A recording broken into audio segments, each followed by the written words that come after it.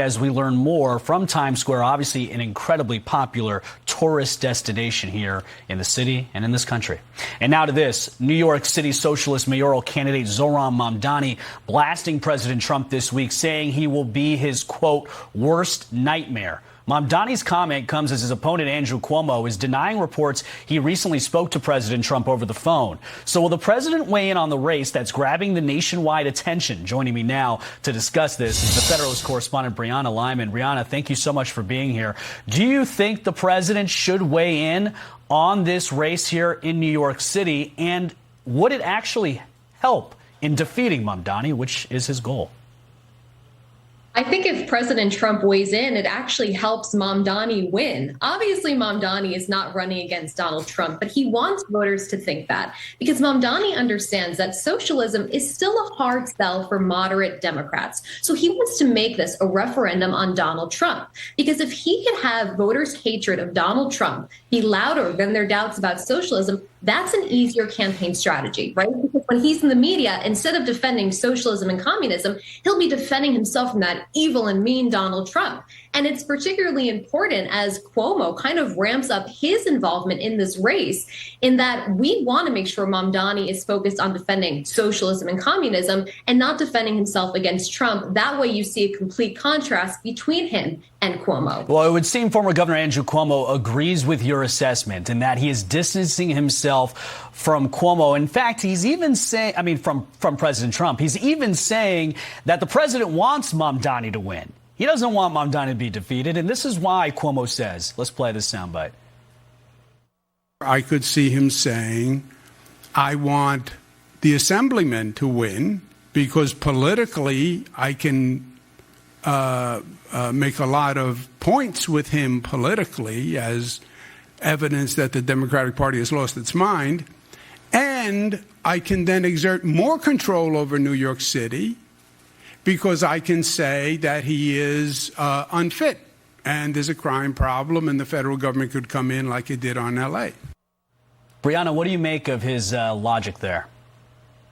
Well, I think his logic about Donald Trump having more justification to step in if crime, God forbid, gets more out of control than it already is because of Mamdani, let's say, defunding the police. That's fair. But I still think Cuomo is missing the point here, is that Mamdani only wants to make this a referendum on Donald Trump so that he can prevent Cuomo from possibly, really making this a neck and neck race between Cuomo and Mamdani, right? Because if it is just between Mamdani and socialism and Cuomo himself, it's a tight call for moderate Democrats who don't like socialism. But if their hatred for Donald Trump is able to overpower their logical thinking, they'll choose Mamdani because he is more, abrasive towards Donald Trump than Cuomo is, at least right now.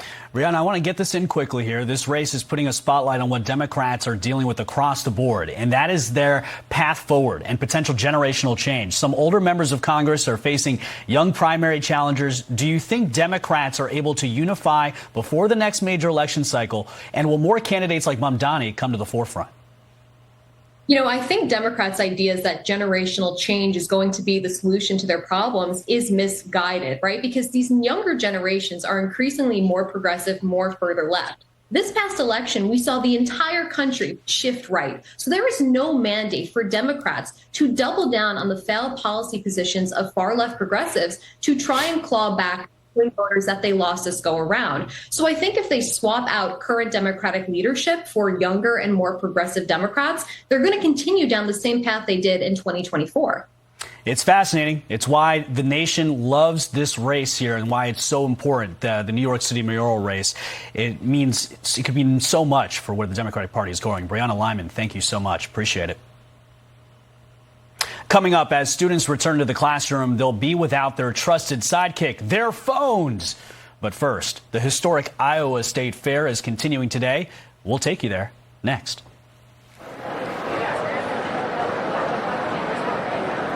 You want to feel great about your skin?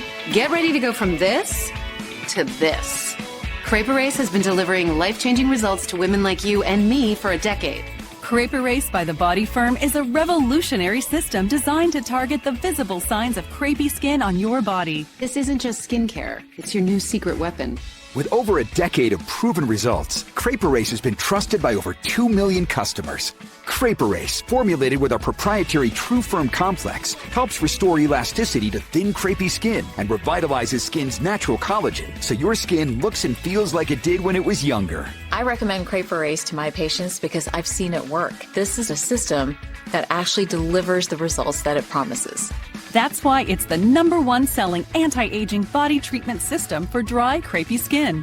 I've been using it for over a decade because it makes me feel confident and it helps the skin on my body look ageless and beautiful. Crepe Erase is already an incredible deal at only $49.95. But to celebrate